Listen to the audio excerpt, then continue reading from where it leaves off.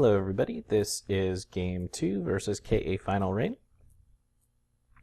BobRoss here once again. Now this time I have a very similar opening hand to my first one, but as you can see I did something very different. I resourced my Cutlass.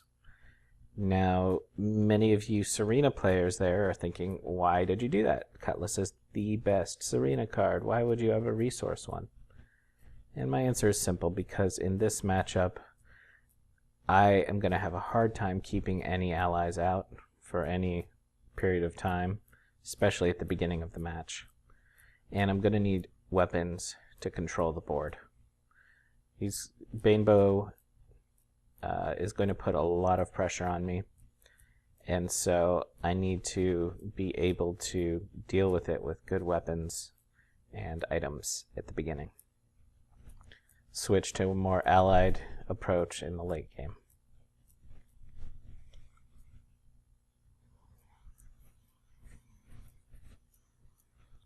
Okay.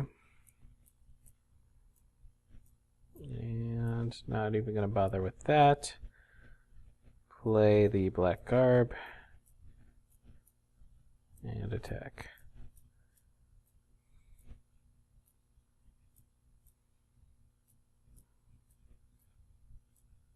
So at this point, the skilled Ironmonger is really just a speed bump. There's, no real reason to have him out there.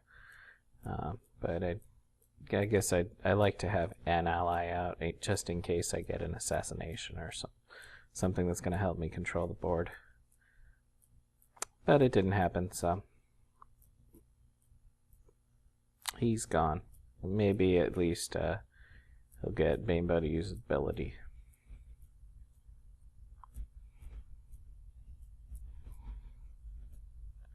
And we have that first Shriek of Vengeance. Now, Final Reign is very good with these in this deck. Apparently, she really prepared for the variety of different decks that they could come across, and some have items that will completely destroy many decks, including Bainbow. And Ill-Gotten Gains is one of them. If I can keep Ill-Gotten Gains out, or if I can keep a Black Garb out, Bainbow's in some trouble. So it makes some sense that she has that. Okay. Like I said, I am going with a no allies up front strategy here. So I got rid of my Nightshade.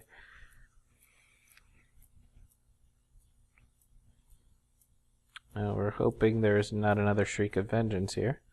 And it's not. It's a Wrath of the Forest.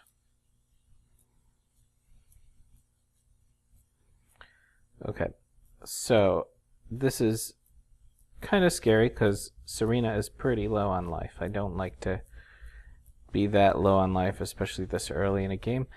But there are some nice things going on here too. If you'll notice, I have my Ill-Gotten Gains out. I have a weapon. Bainbow has an empty hand. Or Final Reign, that is.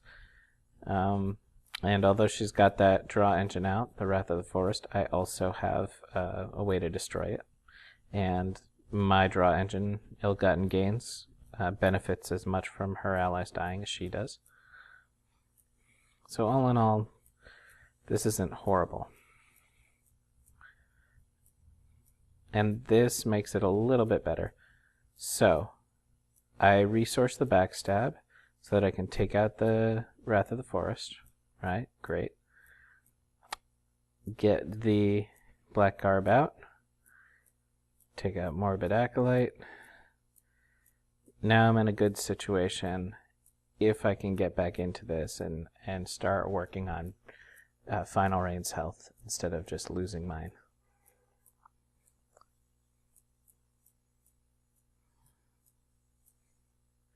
So as you can see right now, I'm playing Serena as if she is a solo character, solo hero. That is, as if I didn't have any allies in my deck. And one of the things I like about this deck, and Serena in general, is that she tends to be very flexible, being able to switch between being in this kind of solo mode and being in a more allied or hybrid mode. And so I want to be in the solo mode here because there's not a whole lot that my allies can do. Ouch. So that hurts, right? Because now she's going to be able to do some good damage to me. But I'm going to draw some cards off of it. And it looks like she lost a Fury and Terror there.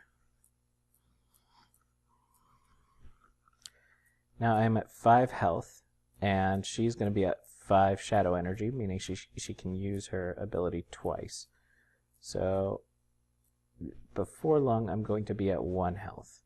This looks pretty bad for me.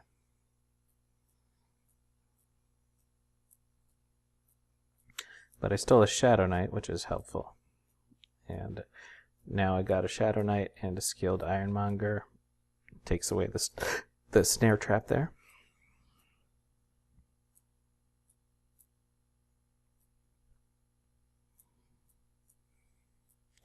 Okay, a Morbid Acolyte. I really need to start putting pressure on Banebow, but apparently it's not going to happen yet, because I need to take out that Morbid Acolyte. Don't need 2 cutlasses in my hand. So now I'm switching to allied mode. And you can see there I decide to kill the ally first. That's because it's better to, generally it's better to kill allies first and then play your own allies.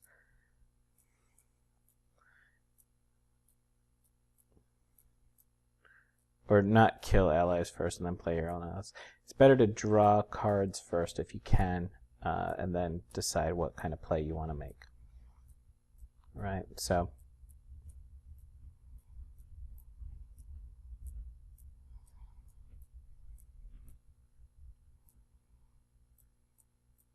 okay. So probably the right choice. 22 health, and now I have exactly 3 turns to take Final Rain down. This is not looking good for me. But anybody who's aware of the results of this knows that I wind up coming out undefeated, and I already lost 1 match, so somehow I'm going to win this, which seems like a miracle to me. But somehow it happens. On the plus side, despite this precarious situation I found myself in here, you'll notice that Banebow is top decking with 3 resources to my 9, right? Final Rain has been taking a aggro kind of rush strategy here, and it's finally started to peter out for her. And so this is where I kind of pick up, take over.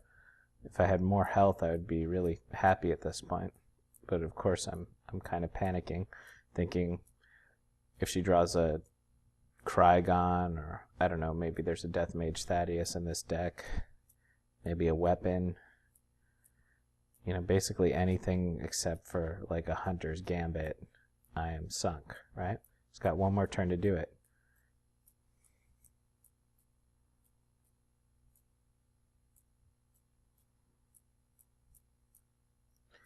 Except that she pulls a Hunter's Gambit. So you can see how I attribute at least part of my victory here to luck, right? I mean, I was able to turn it around, take over, and win, but I certainly got a little bit lucky there. Final Rain is certainly a worthy opponent, and this was a great game.